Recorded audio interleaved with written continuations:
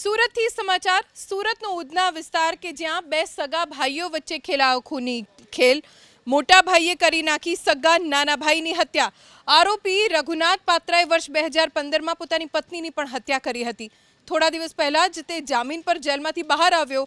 ઘરે પહોંચતા ખબર પડી કે નાના ભાઈના થવાના છે લગ્ન, જેને લઈ તેને ચિંતા થઈ કે તેના પોતાના લગ્ન થશે નહીં અને નાના ભાઈનો ઘર સંસાર મંડાયા બાદ તેના બાળકો મિલકતના વારસદાર બનશે।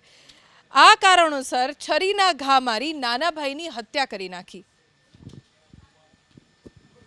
આ બનાવમાં સગા મોટા ભાઈ રઘુનાથ પાત્રાએ પોતાના નાના ભાઈ રવિ પાત્રાને તીક્ષ્ણ હત્યાના ઘા મારી અને હત્યા નિપજાવી હતી।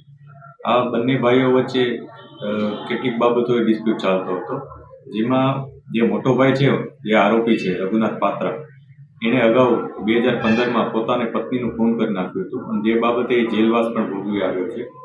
અત્યારે જામીન ઉપર હતો। આ દરમિયાન એને પોતાના નાના ભાઈ સાથે અણબનાવ હતો। એના નાના ભાઈની સગાઈ થઈ ગઈ હતી અને ટૂંક સમયમાં એના મેરેજ હતા। પોતાના નાના ભાઈના મેરેજ થવાના છે અને પોતાના બાકી છે એ બાબતે એને સતત મન દુઃખ થતું હતું અને વારંવાર તેઓ વચ્ચે ઝઘડા થતા હતા। પરિવારમાં પણ એ ઝઘડા કરતો હતો।